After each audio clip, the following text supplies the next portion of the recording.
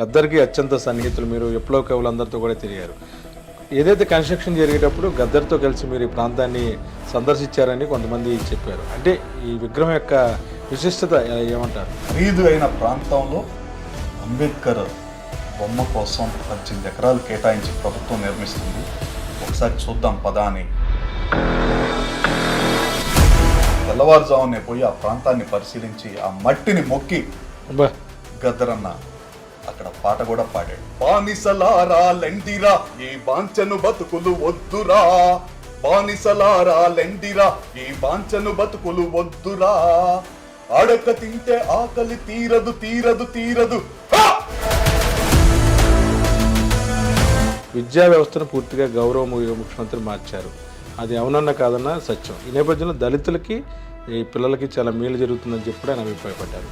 మీరు పార్టీ ప్రతినిధిగా మీరేం చెప్పవచ్చు? తెలుగు రాష్ట్రాల్లో అట్టడుగు ఉన్న మైనార్టీ దళిత వర్గాలకి, పేద ప్రజల కోసం ఇంగ్లీష్ విద్యను బోధించడం అనేది కంచె ఐలయ్య గారే కాదు, పేదోళ్ళకి ఇంగ్లీష్ మీడియం ఉండకూడదు అనేది కొన్ని పార్టీలు చాలా గొప్ప విషయం. ఏ పార్టీ చేసినా, బీజేపీ పార్టీ సెంటర్లో రామాలయ నిర్మాణం చేసినా, ఆంధ్రప్రదేశ్ రాష్ట్రంలో పేద విద్యార్థులకి ఇంగ్లీష్ మీడియం కానీ సంక్షేమ పథకాలు కానీ చేసినా వాటిని పూర్తి స్థాయిలో గతంలో లేడు కదా, ఎలా ఫీల్ అవుతున్నారు ఆ గ్యాప్? అది తెలుగు రాష్ట్ర ప్రజలకి తీరని లోటు. ఆ మహానుభావుడు ఈ సినిమాలో ఒక పాట చెప్పాడు. సమ్మెని జన్మ హక్కురన్నో దాన్ని ఆపేటి మనగాడు ఎవడన్నా, సమ్మెని జన్మ హక్కురన్నో దాన్ని ఆపేటి మనగాడు ఎవడన్నా, అన్నన్న మాయన్న కంపెనీ పూలన్నా. ఓహో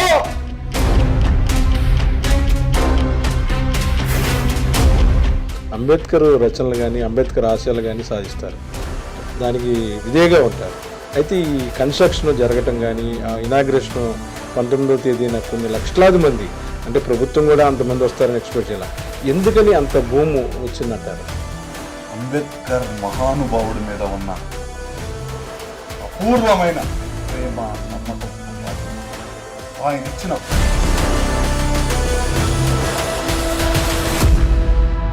వెల్కమ్ టు ఐడ్రీమ్. నేను మీ జర్నలిస్ట్ ఎల్విని. ప్రస్తుతం నాతో తెలుగు సేన పార్టీ వ్యవస్థాపక అధ్యక్షులు సత్యారెడ్డి ఉన్నారు. ప్రత్యేక హోదాని ఖచ్చితంగా సాధించాలని కంకణం కట్టుకున్న సత్యారెడ్డి గారు మనతో ఉన్నారు. సార్ చెప్పండి, మొత్తమే కూడాను మీ పార్టీ స్థాపించారు, అంతకుముందు ఎవరైతే కొంతమంది ఉన్నారో ప్రత్యేక హోదా కృషి చేయలేదని మీరు పార్టీ పెట్టారా?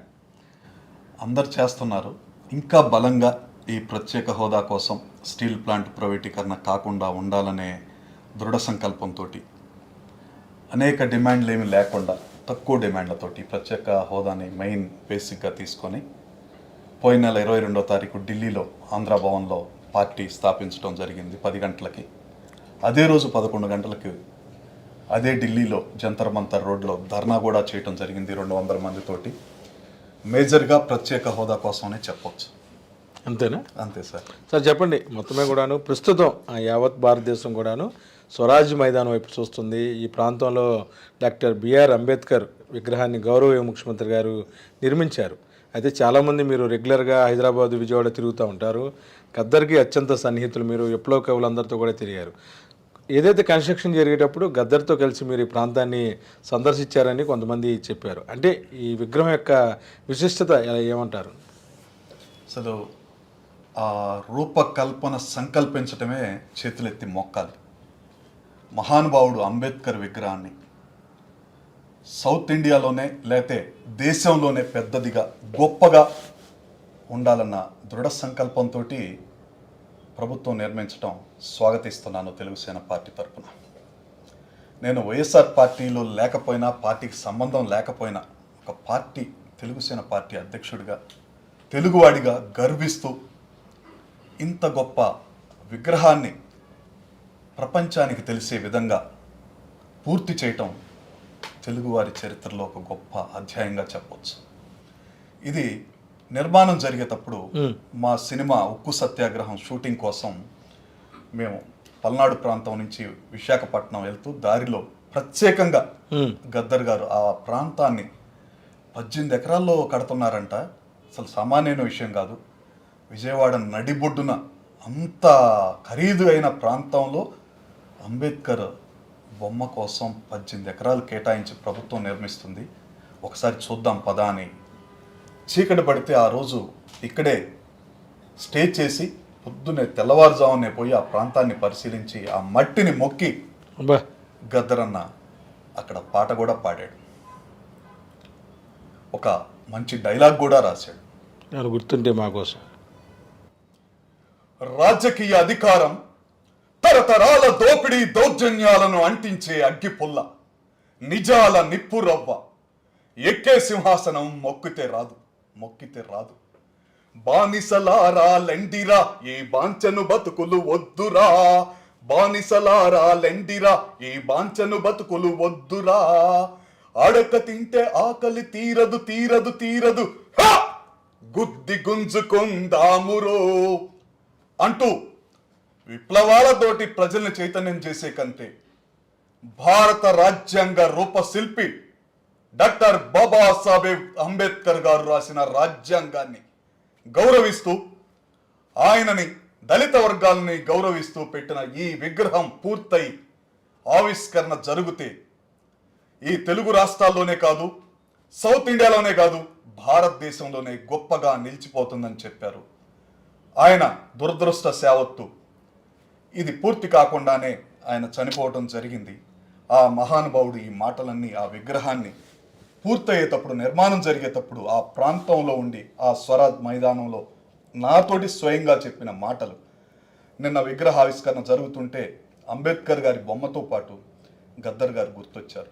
ఆయనే ఉండుంటే ఎంత బాగుండేది, ఎంత గర్వపడేవాడు, ఎంత ఆనందించేవాడని.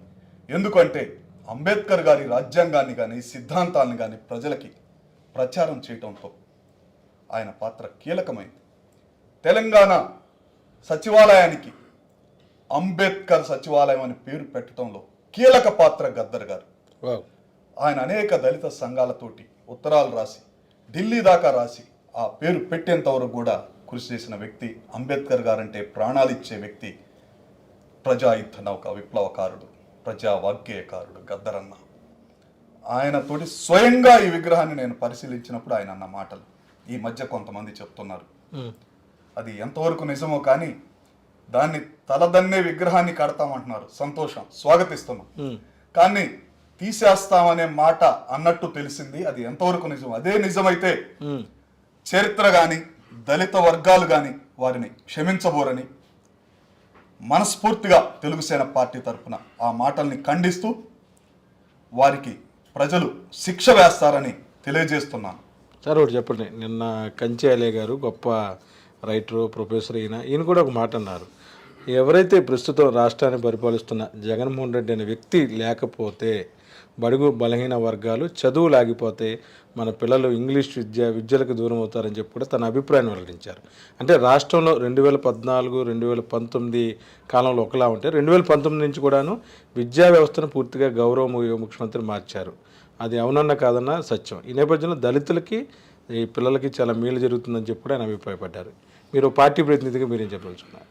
ఒక తెలుగుసేన పార్టీ అధ్యక్షుడిగా, ప్రతినిధిగా నేను చెప్పేది ఏంటంటే, భారతీయ జనతా పార్టీని కూడా ఈ రామాలయ విషయంలో కానీ కొన్ని సంక్షేమ పథకాల విషయంలో కానీ తెలుగుసేన పార్టీ తప్పుపట్టలేదు. అలాగే తెలుగు రాష్ట్రాల్లో అట్టడుగు ఉన్న మైనార్టీ దళిత వర్గాలకి, పేద ప్రజల కోసం ఇంగ్లీష్ విద్యను బోధించడం అనేది కంచె ఐలయ్య గారే కాదు, ఎవరైనా దాన్ని ప్రోత్సహించాల్సిందే. పేదోళ్ళకి ఇంగ్లీష్ మీడియం ఉండకూడదు అనేది కొన్ని పార్టీలు వాదిస్తున్నాయి. దాన్ని కూడా తెలుగుసేన పార్టీ పూర్తిగా ఖండిస్తుంది.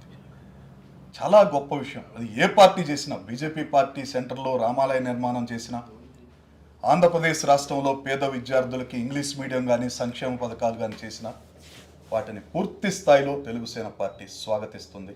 ఏ పార్టీ చేసినా కూడా మంచిని మంచి అనాలి, చెడుని చెడు అనాలి. సేమ్ టైం అంబేద్కర్ గారి విగ్రహం బడ్జెట్ గురించి మాట్లాడుతున్నారు. ఈ భారత రాజ్యాంగంలో కొన్ని విషయాల గురించి ఎంత తక్కువ మాట్లాడితే అంత మంచిది. మాట్లాడకూడదు. అది రాష్ట్ర ప్రభుత్వాన్ని విమర్శించినట్టో, ప్రభుత్వం మీద ఉన్న కోపంతో విమర్శించినట్టో సందేశం ప్రజలకు వెళ్ళదు. అంబేద్కర్ మహనీయుడిని విమర్శించిందేమో అన్న విధంగా తప్పుడు సంకేతాలు ప్రజలకు వెళ్తాయి. ఇది ఎక్కడండి? ఇక్కడ ఉన్నది 18 ఎకరాల పైన నిర్మించారు. నేను రోజు చూస్తుంటాం, తెలంగాణ రాష్ట్రం 5 ఎకరాల్లో అవును. చాలా తక్కువ ప్లేస్లో నిర్మించారు. దాంతో పోలిక పెట్టడం సరికాదు. అలా అనుకుంటే సర్దార్ వల్లభాయ్ పటేల్ విగ్రహాన్ని ఉమ్. అమిత్ షా గారు కానీ భారత ప్రధానమంత్రి నరేంద్ర మోడీ గారు కానీ ఎన్ని వేల కోట్లు పెట్టారు, ఎలా పెట్టారు అనేది ఎవరన్నా విమర్శించగలరా? ఇక్కడ జరిగిన అంబేద్కర్ గారి విగ్రహం ఎందుకు గుర్తొస్తుందో కొన్ని పార్టీలకి మేము తెలుగుసేన పార్టీ తరఫున అభ్యంతరాన్ని వ్యక్తం చేస్తూ ఈ వివాదం ఇంతటితోటి ముగిస్తే బాగుంటుంది. లేకపోతే మరీ అంబేద్కర్ గారి విగ్రహం బడ్జెట్ గురించి, విగ్రహ నిర్మాణం గురించి, విగ్రహం ప్లేస్ గురించి మాట్లాడితే తెలుగుసేన రోడ్డు మీదకి వచ్చి ధర్నా కూడా చేస్తుందని తెలియజేస్తుంది. అంటే ఇక్కడ విజయవాడకు సంబంధించి ఏదైతే అంబేద్కర్ స్తూపం అది నిర్మించారో అక్కడ అంబేద్కర్ ఎక్స్పీరియన్స్ సెంటర్తో పాటు మ్యూజికల్ వాటర్ ఫౌంటైన్లు, అలాగే కన్వెన్షన్ సెంటర్, ఫుడ్ కోర్టు, తర్వాత గ్రీనరీకి సంబంధించి పెద్ద area, play area, walking track ఇవన్నీ కూడా ఉన్నాయి. అయితే హైదరాబాద్లో నిర్మించినట్టుగా ఏమీ లేవు. కేవలం వీళ్ళేంటంటే బడ్జెట్ అని ఒక అంకి వేసి ఇటు అంబేద్కర్ని అవమానపరుస్తున్నారు, మరోపక్కన ఎవరైతే నిర్మించారో వారు ఇటువంటి ఆలోచనలు చేయకుండా కూడాను ఏదైతే నొక్కే ప్రయత్నం చేస్తున్నారు. మీరు చెప్పినవి కాకుండా చెప్పంది కూడా ఒకటి గొప్ప విషయం ఆ నిర్మాణంలో పూర్తవుతుంది. 2 నుంచి 3 వేల మంది కన్వెన్షన్ సెంటర్ కూర్చొని ఒక మంచి బహిరంగ సభ, ఒక మీటింగులు కానీ, ఫంక్షన్స్ కానీ, మేధావులు కానీ, ఐఏఎస్ ఐపీఎస్ సమావేశాలు కానీ జరగటానికి, ప్రభుత్వ కార్యక్రమాలు నిర్వహించుకోవటానికి అతి పెద్ద ఆడిటోరియం కడుతుంటే అవన్నీ గుర్తు రావండి. అవన్నీ వదిలేశారు. అది ఒక 5 స్టార్ హోటల్, 7 స్టార్ హోటల్కి సమాన స్థాయిలో రిచ్గా కట్టే అవన్నీ కూడా ఇదే బడ్జెట్లో నుంచే వస్తున్నాయి తప్ప దాని అంచనాలు పెంచేది లేదు, ఆ బడ్జెట్ పెరిగేది లేదు. దీన్ని మాత్రం పూర్తిగా ఖండిస్తూ కొన్ని విషయాల్లో రాజకీయంగా జగన్మోహన్ రెడ్డి గారి ప్రభుత్వాన్ని కొన్ని విమర్శిస్తామేమో, కానీ మంచి పనులు ఎప్పుడు ఏ ప్రభుత్వం చేసినా స్వాగతం చెప్తామని తెలియజేస్తూ ప్రజలకి చాలా దగ్గర అవుతున్న ఐ డ్రీమ్ వారికి, మీకు, మీ యజమాన్యానికి మా తెలుగుసేన పార్టీ తరఫున ధన్యవాదాలు తెలియజేస్తాం. అంటే ఇంకో విషయం అండి, చిన్న విషయం, ఏదైతే ప్రస్తుతం రాష్ట్రంలో చాలా వరకు కూడాను సెక్యులర్ భావాలతో గౌరవ ముఖ్యమంత్రి పరిపాలిస్తున్నారు. అంటే మీరు అన్న అంశాలు ప్రత్యేక హోదా, విశాఖకి అని కూడా వాళ్ళు కూడా సాధించడానికి ప్రయత్నాలు జరుగుతున్నాయి. ఈ మధ్యకాలంలో కొన్ని పార్టీలు కులాల కుంపటి అంటే దళితులకి అగ్రభాగాన వైఎస్ జగన్మోహన్ రెడ్డి గారు తీసుకెళ్తున్నారని ఆరోపిస్తున్నారు. అది దళితులకి ఇప్పుడు చెప్పిన మంచి కార్యక్రమాలతో పాటు దళితులకి ఏ పార్టీ రాజకీయంగా వారికి న్యాయం చేయడంలో కావచ్చు, సామాజికంగా, నైతికంగా, ఆర్థిక భరోసా ఇస్తున్నారు. మరి పక్కన 60 సీట్లు కేటాయిస్తే వాటిలో హైయెస్ట్ సీట్లు బీసీలకి, ఎస్సీలకి ఇచ్చారు కదా. ఏ పార్టీ అయినా సరే, జగన్మోహన్ రెడ్డి గారు కావచ్చు, ఇంకో పార్టీ కావచ్చు, దళితులకి, బలహీన వర్గాలకి, మైనారిటీ వర్గాలకి రాజకీయంగా, ఆర్థికంగా ఏ రంగంలోనైనా సరే ప్రాధాన్యత కల్పించడం అనేది చాలా గొప్ప విషయం. అది అంబేద్కర్ గారు రాసిన రాజ్యాంగాన్ని అమలుపరచడం ఈ భారతదేశంలో మేనిఫెస్టోల్నే అమలుపరచలేకపోతున్నారు. అలాంటిది రాజ్యాంగంలో పొందుపరిచినటువంటి కీలకమైన, సున్నితమైన అంశాలను కూడా అమలుపరిచే ఏ పార్టీ అయినా సరే తెలుగుసేన పార్టీ తరఫున స్వాగతిస్తాం. భవిష్యత్తులో కూడా వారికి మా మద్దతు ఇస్తాం. అసలు ఈ గద్దర్తో రిలేషన్ ఎలా అయింది మీకు? అది ప్రజాయుద్ధ నౌక, ప్రజావాగ్గేయకారుడు, పోరాటాల ముద్దుబిడ్డ తెలుగు రాష్ట్రాల్లోనే కాదు యావత్ భారతదేశంలోనే, ప్రపంచంలోనే అలాంటి కళాకారుడు, కవి ఇంకొకరు లేరని చెప్పవచ్చు. నేను సినిమా రంగంలో 53 చిత్రాలు నిర్మించి 54వ చిత్రంగా ఒక పల్నాడుకు సంబంధించినటువంటి, పల్నాటి యుద్ధానికి సంబంధించినటువంటి మాల కన్నమ్మదాసు స్టోరీతోటి జై పల్నాడు అనే ఒక చిత్రాన్ని నిర్మించడానికి నాగార్జున సాగర్ ప్రాంతంలో కూర్చొని అక్కడ ప్రాజెక్టు నిర్మాణంలో నిర్వాసితులకి, రైతులకి ఎలాంటి నష్టం జరిగింది, స్టీల్ అనే దాని మీద, స్టీల్ ఎంత వాడారు, ఆ రోజుల్లో టెక్నాలజీ ఎలా ఉందనే దాని మీద చర్చిస్తూ పాటలు రాసుకుంటున్నాం. ఈ సమయంలో అప్పుడు ఒక 10 రోజుల పాటు ఆ పాటలు రాసే సమయంలో ఓ రోజు ఆయన భోంచేస్తుంటే టీవీలో బ్రేకింగ్ న్యూస్ వస్తుంది. సెంట్రల్ గవర్నమెంట్ విశాఖపట్నం స్టీల్ ప్లాంట్ని ప్రైవేటీకరణ చేస్తుంది. ఈ రోజుతోటి తెలుగు ప్రజలకి ఆ బంధం తెగిపోయినట్టేను అనే ఒక బ్రేకింగ్ న్యూస్ చూసాం. అన్నం అప్పుడే ముద్ద కలుపుకొని తింటున్న గద్దరన్న అలా వదిలేసి దిగాళ్ళు పడిపోయి చేతులు కడుక్కొని అలానే వాలిపోయాడు. అన్న ఏంటన్నా, ఆయన చెప్పేంతవరకు విశాఖ ఉక్కు, ఆంధ్రుల హక్కు అనే ఒక పదం, తెలుగువారి హక్కు అనేది మాత్రమే తెలుసు తప్ప ఆయన పూర్తిగా దిగాలు పడిపోవటంతో అన్న ఏందన్నా అంటే ఒక 10 నిమిషాల దాకా మనిషి కాలేకపోయాడు ఆ బ్రేకింగ్ న్యూస్ చూసి. ఏం జరిగిందన్న అంటే, ఎన్ని వేల మంది, ఎన్ని లక్షల మంది ఉద్యోగాల కోసం రోడ్ల మీదకి వచ్చి కాల్పుల్లో 32 మంది తెలుగువారు ప్రాణాలు పోగొట్టుకుంటే, నిరంతర పోరాటం జరిగితే 67 మంది ఎమ్మెల్యేలు, 7 ఎంపీలు రాజీనామాలు చేసి ఎంతోమంది జైళ్ళకి వెళితే సాధించుకున్న ఈ విశాఖపట్నం స్టీల్ ప్లాంట్ ప్రైవేటీకరణ అవుతుంది. కొత్త ఫ్యాక్టరీలు పెడతామని మాటిచ్చి, ప్రత్యేక హోదా ఇస్తామని మాటిచ్చిన నరేంద్ర మోడీ గారి గవర్నమెంట్ తీసేస్తున్నదనే దానికి తట్టుకోలేకపోతున్నాను. ఈ కన్నమదాస్ చిత్రాన్ని ఎప్పుడైనా నిర్మించవచ్చు. ఇప్పుడు విశాఖ ఉక్కు ఫ్యాక్టరీ ఉద్యమంలో పాల్గొనడానికి వెళ్దాం పదా అని ఆ టైంలోనే బయలుదేరుతూ అప్పుడు వెళ్ళేటప్పుడే ఈ విగ్రహ ప్రాంతాన్ని పరిశీలించడం జరిగింది. వెళ్ళి అక్కడ ఉద్యమాన్ని చేయటం జరిగింది. ఆ ఉద్యమం చేస్తుంటే ఆయనకి గతంలో ఉన్న ఉద్యమ చరిత్ర, విప్లవ భావాల నేపథ్యంలో అక్కడ పోలీసుల నుంచి కానీ పర్మిషన్లు కానీ రాకపోవటంతో ఆ ప్రజల్లో తిరిగి, ఆ భూనిర్వాసితులు, స్టీల్ ప్లాంట్ ఎంప్లాయీస్ తోటి తిరిగి ఆ కథని సేకరించేటప్పుడు ఈ ఉద్యమాన్ని డైరెక్ట్గా చేయలేము, కళాకారుడుగా ఒక చిత్రాన్ని నిర్మిద్దాం, ఉక్కు ఫ్యాక్టరీ కోసం నిర్మిస్తున్నాం కాబట్టి ఉక్కు అనే ఫ్యాక్టరీలో నుంచి ఉక్కు అనే పదాన్ని, సత్యారెడ్డి అయినా నువ్వు నిర్మిస్తున్నావు కాబట్టి సత్య అనే పదం సత్యంలో నుంచి సత్య తీసుకొని ఉక్కు సత్యాగ్రహం అనే టైటిల్ పెట్టి, ఆ రోజు ఉప్పు సత్యాగ్రహం చేసిన గాంధీ మహాత్ముడు స్ఫూర్తితోటి ఈ ఉక్కు సత్యాగ్రహం అనే టైటిల్ పెట్టి ఈ సినిమాని చాలా రోజులు చిత్రీకరించడానికి కారణమయ్యాడు. ఎక్కువ రోజులు ఎందుకు చిత్రీకరించాల్సి వచ్చిందంటే, ఈ సినిమాలో నటిస్తున్న నటీనటుల్ని చాలామంది బెదిరించారు.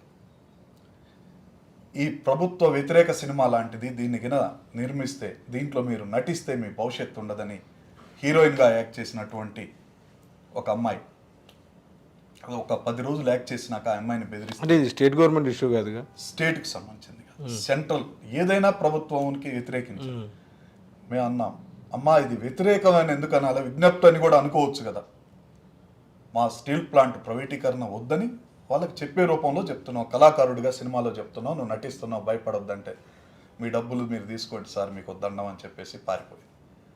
తర్వాత మళ్ళా దాన్ని రీషూట్ చేసి గద్దరన్నే దాన్ని కథని మార్చి ఇంకో అమ్మాయిని పెట్టి ఆ పాత్రలు, ప్రజా కవులు, కళాకారులు, సుద్దాల అశోక్ తేజ గారు 2 పాటలు రాశారు, గోరేటి వెంకన్న ఒక పాట రాశాడు, గద్దరన్న 4 పాటలు రాశారు. ప్రజలకి అర్థమయ్యే రీతిలో ఆ స్టోరీని చెప్తూ 3.5 సంవత్సరాలు ఆ చిత్రాన్ని నిర్మించాల్సి వచ్చింది. ఈ మధ్యనే సెన్సార్ జరుగుతుంది, త్వరలో అది పూర్తయి నెక్స్ట్ అంటే గద్దరం లేడు కదా, ఎలా ఫీల్ అవుతున్నారు ఆ గ్యాప్?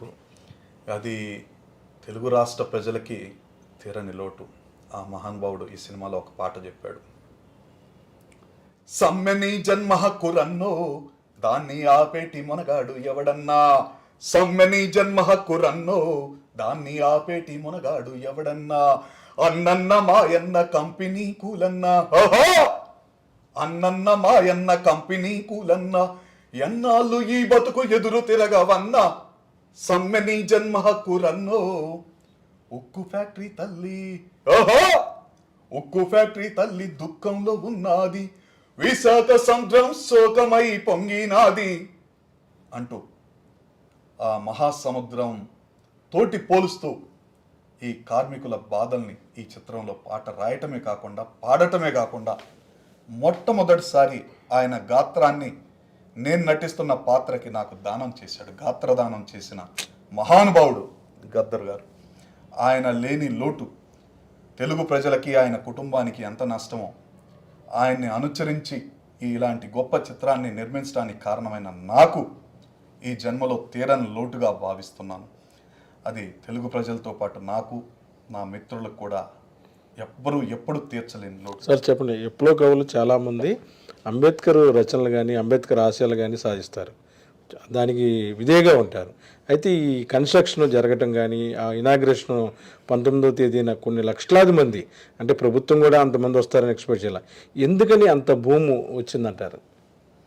అది అంబేద్కర్ మహానుభావుడి మీద ఉన్న అపూర్వమైన ప్రేమ, నమ్మకంతో పాటు ఆయన ఇచ్చిన ఫలాలు, ప్రతిఫలాలు పొందుతున్న దళిత జాతి ముద్దుబిడ్డలే కాదు, ఇలా విప్లవ కవులైనా కళాకారులైనా కూడా స్వేచ్ఛగా ఇలా మాట్లాడుతున్నామంటే రాజ్యాంగంలో ఆయన ఇచ్చిన హక్కులు, కల్పించిన రాజ్యాంగ భద్రత. ఆయన వచ్చింది అక్కడికి అంతా దళిత వర్గాలే కాదండి, 2 లక్షల మందిలో అగ్రవర్ణాలు ఉన్నారు, బ్రాహ్మిన్స్ కూడా ఉన్నారు. అవును. ఒకప్పుడు ఏదో గ్రామాల్లో చిన్న అపోహ ఉండేది, దళిత జాతికే ఈయన నాయకుడు అనేది. ఈరోజు భారతదేశంలో దళితులు పొందిన బెనిఫిట్స్ కంటే కూడా అగ్రవర్ణాల్లోని చాలా పెద్దలు, ఇంకా చెప్పాలంటే బ్రాహ్మణులు కూడా ఆయన రాసిన రాజ్యాంగం ద్వారా, ఆయన ఇచ్చిన ఓటు హక్కు ద్వారా పొందుతున్నారు. కాబట్టి అన్ని లక్షల మంది ఊహకందని విధంగా ఆ కార్యక్రమానికి రావటమే కాదు, మీరు గమనించారో లేదో, ఆ రోజు టీవీ రేటింగ్ చూడండి, కోట్ల మంది, లక్షల మంది ఇక్కడ ప్రత్యక్షంగా ఉంటే కోట్ల మంది పరిశీలించారు. అది రాష్ట్ర ప్రభుత్వం గొప్పతనం కావచ్చు, అంతకు మించి మహానుభావుడు అంబేద్కర్ గారి యొక్క చరిత్ర, ఆయన ఇచ్చిన ప్రతిఫలాలు అనుభవిస్తున్న తెలుగు ప్రజల విశ్వాసం. చేశాడు, ఉపయోగించుకుంటున్నాం, అనుభవిస్తున్నాం అని మర్చిపోకుండా ఆయనకి కృతజ్ఞతగా ఆ విగ్రహాన్ని, అప్పుడు దాకా ఎందుకు సార్, ఈ రోజుకి 4 రోజులు అవుతుంది, అవును, ఈ రోజుకి మేము పోదామంటే ఫ్లోటింగ్ తగ్గట్లేదు. ఈ రోజు కూడా ఆ ఘాట్కి వెళ్ళాలంటే ఆ విగ్రహాన్ని సందర్శించి ఏమైనా ఫోటోలు దిగి ఏమైనా చూద్దామని పోలేని పరిస్థితి. ఈరోజు కూడా వందల వేల సంఖ్యలో వస్తున్నారంటే ఆయన గొప్పతనం, ఆ విగ్రహ నిర్మాణం, ఆ సంకల్పం కూడా చాలా గొప్పది. దాన్ని ఎప్పటికీ తెలుగుసేన పార్టీ జై భీమ్ అంబేద్కర్ గారిని కీర్తిస్తూ, నివాళులు అర్పిస్తూ స్వాగతం చెప్తూ. సార్ జై భీమ్ జగన్ అంటున్నారు ఇప్పుడు అందరూ. అది వారి అభిమానం, ఆ పార్టీ మీద ఆయనకున్న, ఆయన పార్టీ కార్యకర్తలకి, ఆయన అభిమానులకి నిజంగా మంచి సంకల్పం కదా. అసలు దళిత వర్గాలకి ఎవరు ఏం చేసినా అది ఎప్పుడూ గుర్తు పెట్టుకుంటారు, అది మర్చిపోలేని సంఘటన. ఏ పార్టీ చేసినా అది ఎట్టి పరిస్థితుల్లో ఆ దళిత వర్గాలు మర్చిపోరు. వాళ్ళు ఒక్కసారి ఏదన్నా ఉపయోగం పొందారంటే దానికి అంతకు డబల్ చేయడానికే చూస్తారు. అది ఎవరు చేసినా, మోడీ గారు చేసినా, ఈయన చేసినా, గతంలో చంద్రబాబు నాయుడు గారు చేసినా, ఇంకొక కేసీఆర్ చేసినా కూడా అది మర్చిపోలేని విషయం. అది అనటంలో తప్పు లేదని అనుకుంటాం. Thank you. మొత్తమే కూడాను ఆంధ్రప్రదేశ్లో వైఎస్ జగన్మోహన్ రెడ్డి గారు నిర్మాణ తలపెట్టిన అంబేద్కర్ స్టాట్యూ గురించి తెలుగుసేన కూడాను సంతోషాన్ని వ్యక్తపరుస్తుంది. అంతేకాకుండా ఒక గొప్ప నిర్మాణాన్ని చేయాలని సంకల్పించిన గౌరవ యువ ముఖ్యమంత్రి ఏదైతే ఐడియాలజీ ఉందో దానికి అందరూ కూడాను ఫిదా అంటున్నారు. మరి పక్కన రాబోయే తరాలు కూడాను ఈ మార్గాన్ని అనుసరిస్తే బాగుంటుంది, అలా అనుసరించే వారికే తమ మద్దతు ఉంటుందంటున్నారు తెలుగుసేన పార్టీ అధ్యక్షుడు సత్యారెడ్డి. వీడియో జర్నలిస్ట్ విజయకృష్ణతో కలిసి ఐడ్రీమ్ కోసం అబ్దుల్ అలీ, విజయవాడ.